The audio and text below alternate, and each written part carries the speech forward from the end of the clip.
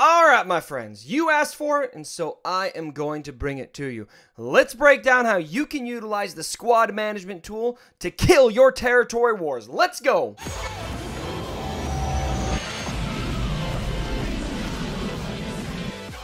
Alright, so like I said, I am here to break down for you how you can use the squad management tool to your advantage to kill your territory wars. Now, I'm going to do this in a couple ways. First and foremost, there are players on multiple ends of the spectrum, so this is actually kind of a difficult video for me to approach because we got people ranging from, you know, very new guilds to very, very experienced guilds, pay to play, free to play, that kind of thing. And so I'm going to break it down in this video from a free to play standpoint and then from a pay to play standpoint. So I'm going to do that from my perspective personally because I am a free to play player.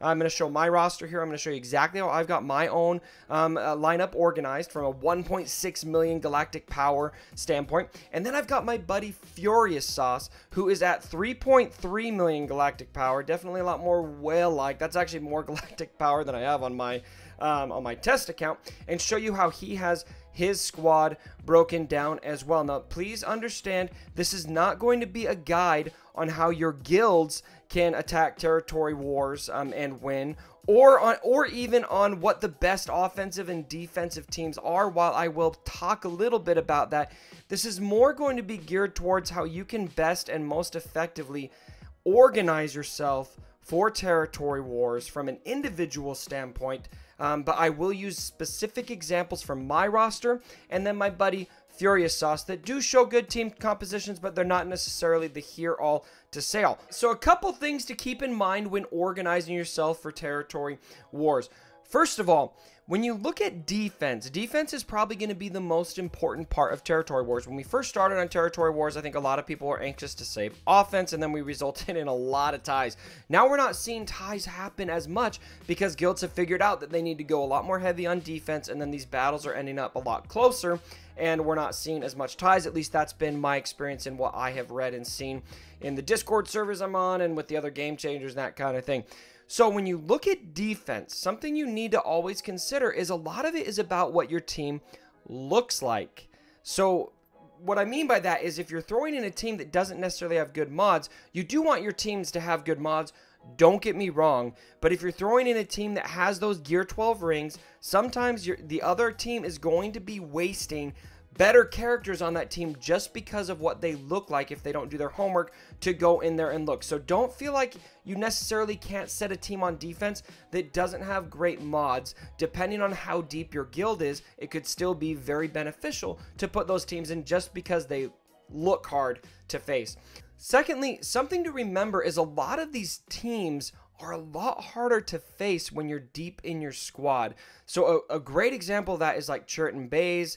Now in the arena, they're very easy to go against, but try to go against Churton Bays with characters that aren't meta. Something that you all want to be doing is you want to organize all of your characters on a spreadsheet, print them out, write them out, whatever you need to do, and then cross off characters as you decide who's going to be on your defense and who's going to be on your offense. And then once you have all of that set up, then put them into your squad management tool. I have a tab in there for defense specifically and a tab for offense, and I've got everything set up in there so that there are no duplicates. So that way, when I go into the territory war, I know these are the teams I'm going to set on defense. Boom, boom, put them where my guild wants me to put them.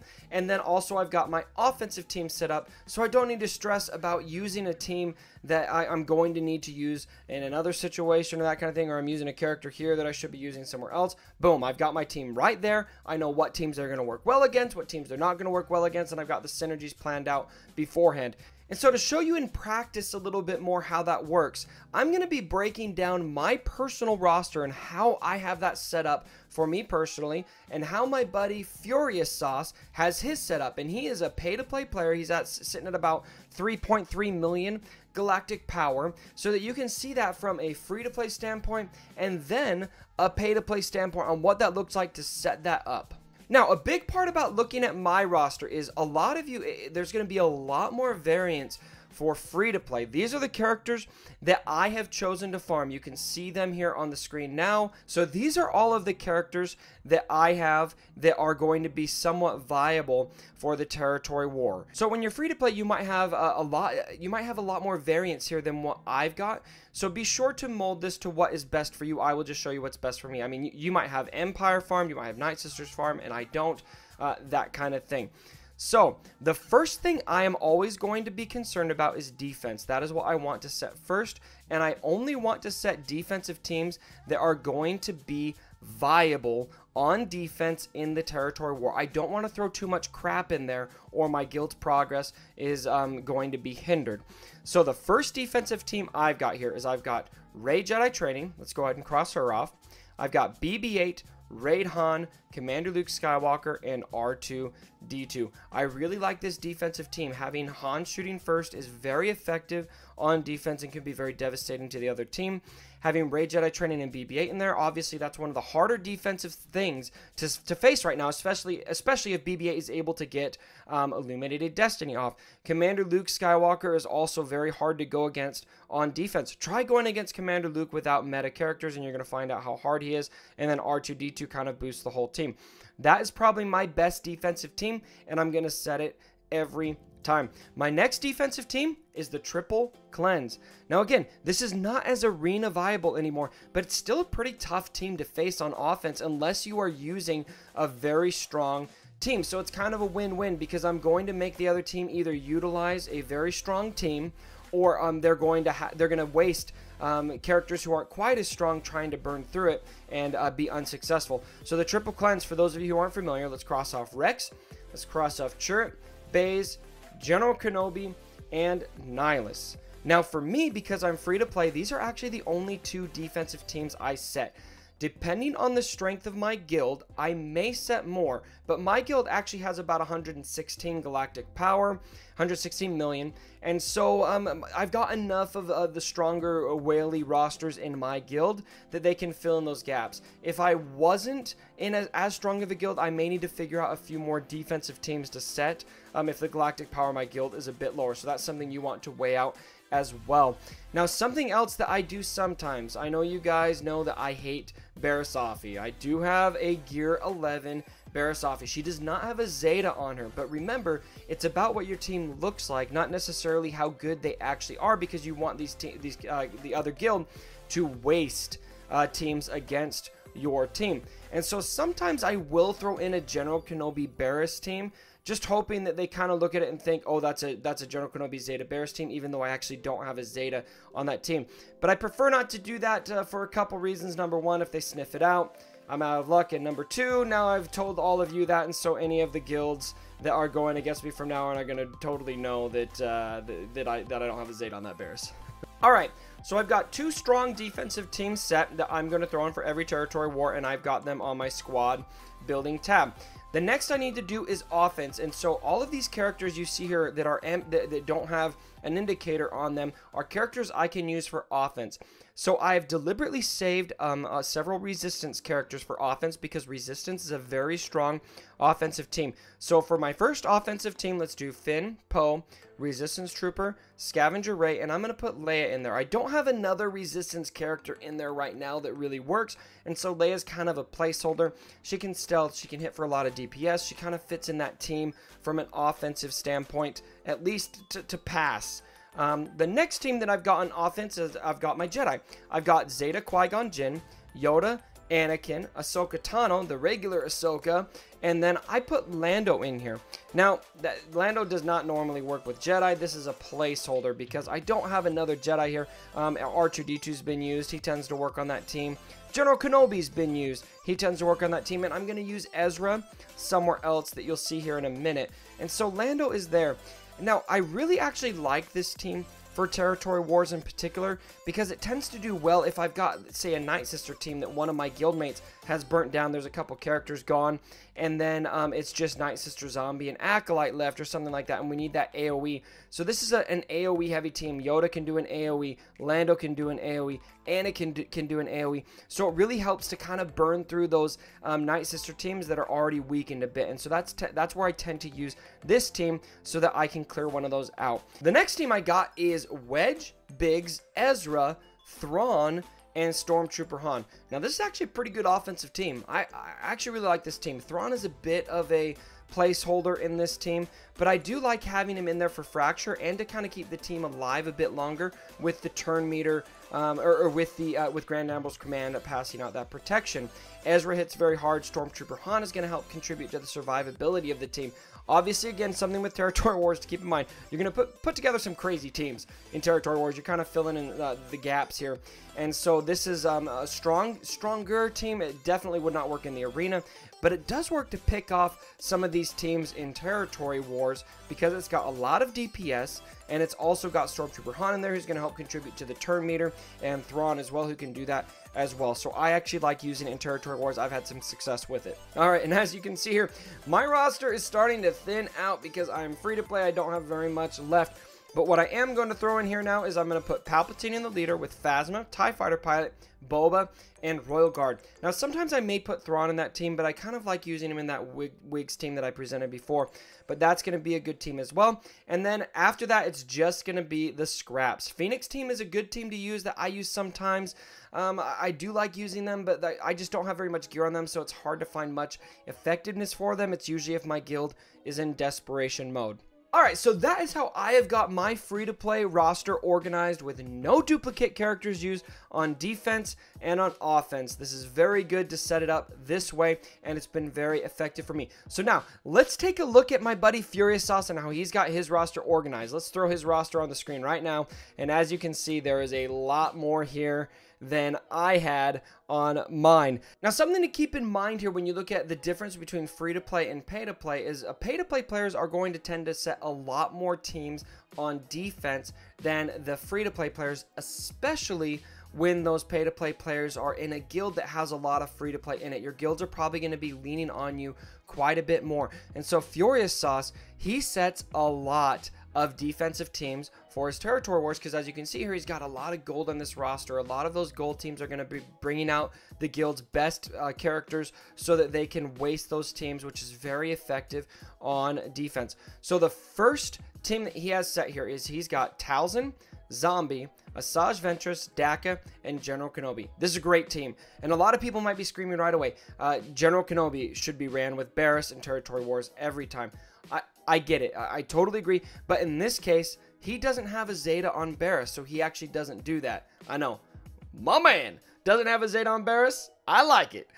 So he personally doesn't do that, but once he does have a Zeta on Barriss, he's probably going to shake this up so he can have a General Kenobi Barriss team. He'll probably throw a Night Sister Zombie and Acolyte instead of General Kenobi in that Night Sister team. But that is his first team that he sets on defense. The second team he has is Commander Luke, Raid Han, R2-D2, Old Ben, and Captain Han Solo. This is a revive heavy team, a taunt heavy team, a very survivable team that can be very frustrating to fight on defense, and I definitely like it. It seems to work very well for him. He said he's seen a lot of success having that team set on defense for Territory Wars.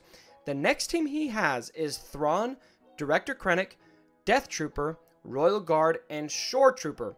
Now, something to carefully note about this team is depending on what the needs of your guild are, this team would actually be really effective on offense as well. But for his guild, he has been setting it on defense, and it's been very effective to do so. Next, he has Darth Maul, which he does have a Zeta on Darth Maul, Savage Opress, Darth Nihilus, Sith Assassin, and Sith Trooper. Now again, this is one of those teams that is really deceptive. In the arena, this team is not going to be viable, but when you're trying to fight this team with non-meta characters, it sucks. That dodge meta was real, and we've got a lot of counters to it now that work, but if you're trying to go against that Maul team with your Jedi, you're gonna get owned.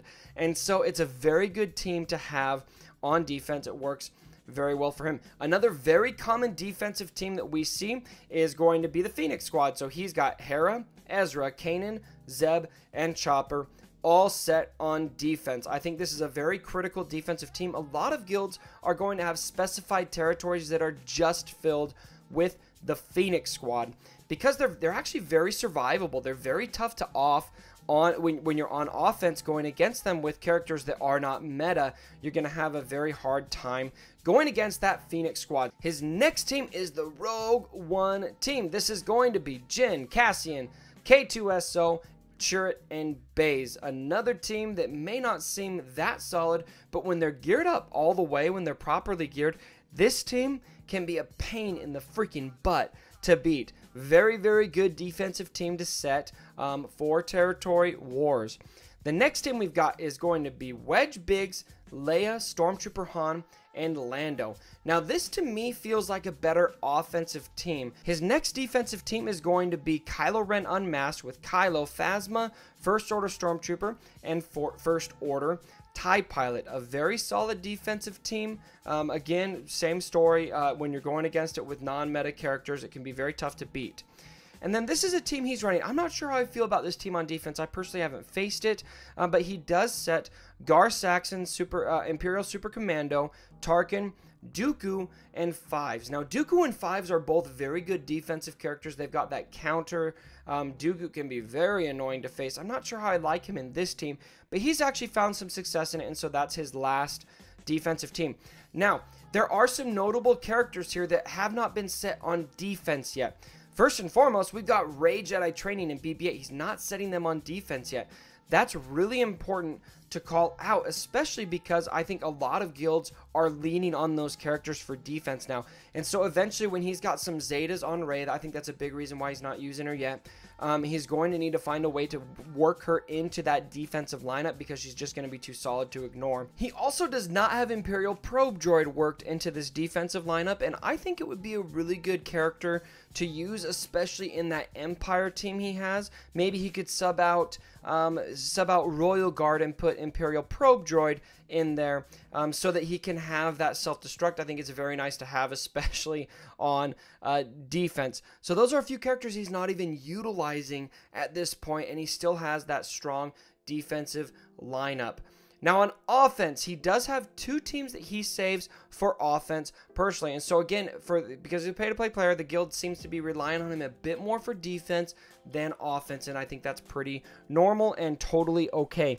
He has got, for his first offensive team, he is running Resistance, which everyone should save their Resistance teams for offense if you've got them. He's got a Zeta Finn, he's got a Scavenger Rey, Resistance Trooper, Resistance Pilot, and Poe. And he is using that Resistance team specifically to target Commander Luke Skywalker teams, and with his Resistance team, he is able to take those teams out, which is very good. The next offensive team he has is the Imperial Troopers. He's got Veer Stormtrooper, Magma Trooper, Snow Trooper, and Colonel Stark. And he is taking out the Night Sister teams with these, which is a very, very, very effective way to use those Imperial Troopers if you've got them geared up sufficiently. Sometimes he will put Shore Trooper in that team, but for now he's using that Shore Trooper team over on defense. Maybe he could swap in Shore Trooper for Imperial Probe Droid and then use Shore Trooper on this team on offense, something like that. So that is how our buddy FuriousSauce has his roster set up, and you can see here there's still some holes here. He's going to use all of those holes on offense as needed once they get to the end of those territory wars, but he's going to use those two teams specifically. He will save them to take out a Commander Luke Skywalker team and then a Night Sisters team. Alright guys, so that wraps up how to organize yourselves for territory wars. Now again, this was not meant to be a comprehensive guide on the best defensive and the best offensive teams for territory wars, but rather how you can organize yourselves for the war, and I'm showing a case study on how I have organized my teams and how my buddy FuriousSauce organized his teams. How do you guys have your teams organized? What have you found are some of the best defensive and some of the best offensive teams? Be sure to let us know down in the comments below and share other tips that you have for organizing yourselves for territory wars so it can be as quality of life as possible. At the end of the day, territory wars for me, guys, this is one of my favorite game modes that has ever hit the game. I love the territory war. It's been super fun to participate in. I hope you guys are enjoying it as well, and I hope this guide helps you enjoy it on a new level so that you can stress a little bit less about your teams, have them a bit more organized and prepared for the war when it comes. Alright guys, thanks for joining me today, and don't ever forget For my dead body. Sorry about the mess.